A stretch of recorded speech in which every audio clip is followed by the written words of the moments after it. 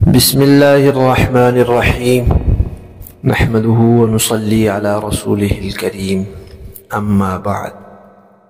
پیارے پیارے بچوں، ننھے منھے پھولو، اللہ تعالیٰ آپ سب کو ہمیشہ خوش رکھیں اور فلسطین کے مسلمانوں کو اللہ تعالیٰ آزادی، کامیابی اور عافیت نصیب فرمائیں۔ پیارے بچوں، اس سے پہلے ہماری ایک کہانی 8 حصوں میں مکمل ہوئی جس کا عنوان ہے اللہ کی قسم یہ خیر کا کام ہے۔ آج سے ہم ایک نیا سلسلہ شروع کر رہے ہیں جس کا عنوان ہے یہ بھی خیر کا کام ہے۔ پیارے بچوں، آپ کو پتہ ہے کہ اللہ تعالیٰ نے نبی پاک صلی اللہ علیہ وسلم کے ذریعے اپنی جو باتیں ہمیں پہنچائیں، ہمیں بتائیں، وہ 2 طرح کی ہیں۔ کچھ وہ باتیں ہیں جو قرآن پاک کی صورت میں ہیں اور کچھ وہ باتیں ہیں جو حدیث پاک کی صورت میں ہے۔ پیارے بچوں،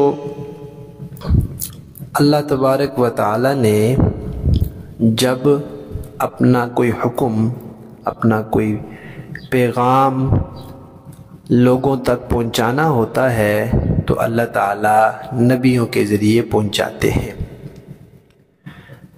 پھر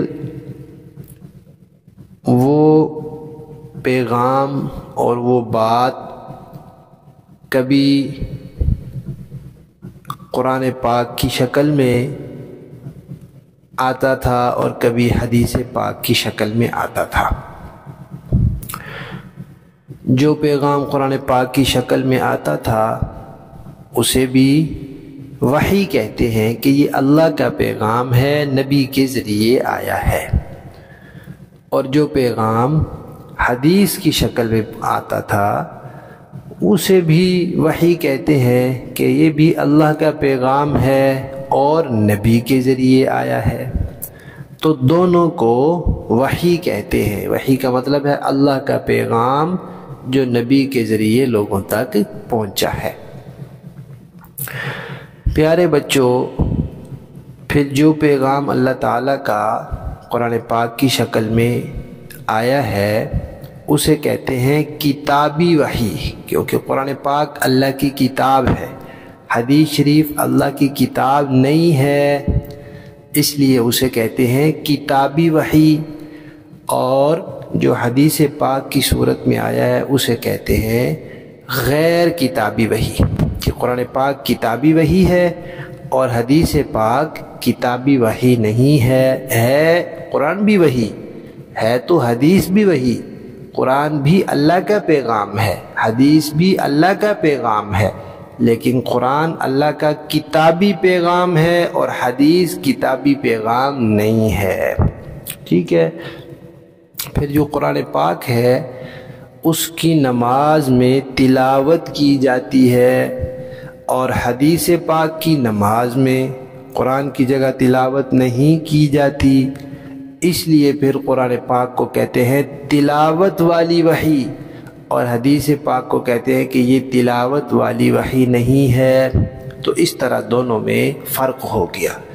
قرآن بھی اللہ کا پیغام، حدیث بھی اللہ کا پیغام۔ قرآن بھی نبی کے ذریعے پہنچا، حدیث بھی نبی کے ذریعے پہنچی۔ قرآن بھی وحی ہے، حدیث بھی وحی ہے، لیکن قرآن پاک کتابی وحی ہے اور تلاوت والی وحی ہے، اور حدیث پاک کتابی وحی بھی نہیں ہے، تلاوت والی وحی بھی نہیں ہے۔ ٹھیک ہو گیا؟ تو ہماری کہانی یہ بھی خیر کا کام ہے، اس کا پہلا حصہ ختم۔